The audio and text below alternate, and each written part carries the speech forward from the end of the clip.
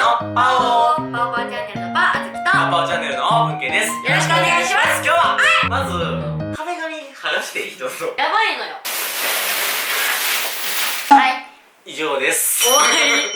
お思ったことがあって、夢ってさ、誰かに話したりするし聞いたりするやんか。ほぼほぼやねんけどさ、なんか面白くないよね。なんか僕今までに夢のツイート何回かしてんねんやんか、全然面白くない自分の夢のツイートが。だから今日は何をしたいかっていうと、夢って面白くない説っていうなるほどね。人の夢の話面白くない説。視聴者さんから夢の話を募集して、絶対に笑ってはいけない夢の話。イエーイこれ余裕でしょ。誰の話も面白くないもんね。そう話しちゃうの分かるね。私も話しちゃう派。わかるね。わずにハーモニカ加えてもらって夢の話聞いてもらおうかなって。私だけ笑っちゃいけないの。あ、そうです。じゃあ笑うよ。読めないよ。そっか。どれ行こうかな。もう笑ってるし。もうじゃあ面白いじゃんこの企画。今までの前振り意味ないやん。面白いんじゃん。いや面白すぎるでしょ。みんなの面白いエピソード集めただけやんそれは。1個目。いや面白すぎる。面白すぎるわ。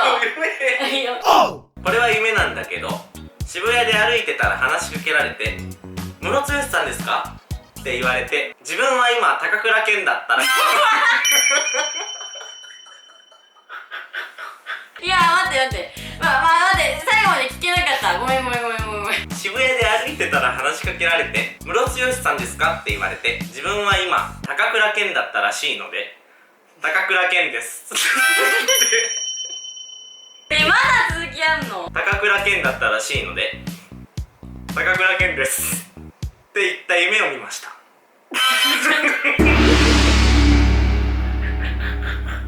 ごめん、その夢の話は面白い。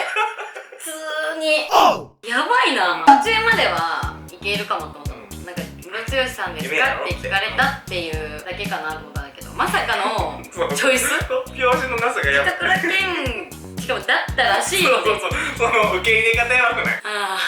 やばいな。その話めちゃめちゃ面白いね。これちょっと面白いよね。面白すぎるよね。次行こ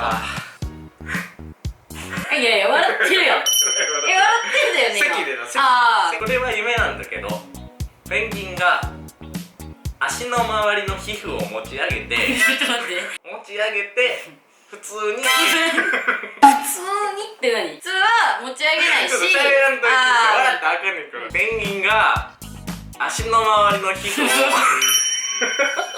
違うね、足の周りの皮膚っていう言い方がやばいよね。まず皮膚を持ち上げて普通に大股で歩いて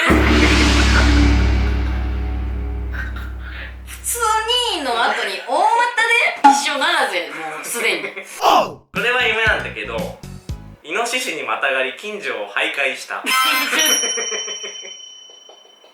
これは夢なんだけど、1ヶ月のうちに4回も橋本環奈ちゃんとすれ違ったの。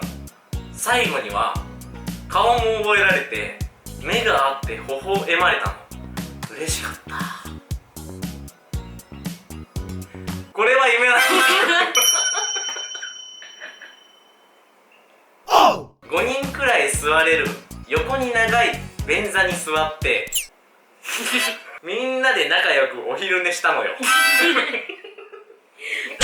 しろよ。便座に座ってんだからよ。寝れないでしょ。便器でしょそれ。これは夢なんだけど、笑顔で包丁を持ってる正金さんにずっと追いかけられる。そういう夢見るよね。そういう夢見るよね。これは夢なんだけど、鏡で裸を見たらありえんぐらいの巨乳になってた。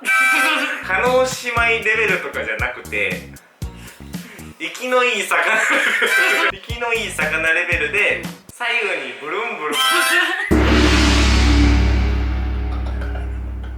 片方でも両手で持てないレベル。暴れん坊すぎるだろ。それ面白いな。結局これ原点にして頂点だったかもな。これは夢なんだけど、渋谷で歩いてたら話しかけられて「ムロツヨシさんですか?」って言われて、自分は今高倉健だったらしいのでどうやら高倉健だったらしい。それどっからの情報なのか知らんけど、しかもお怒んなちょっと。は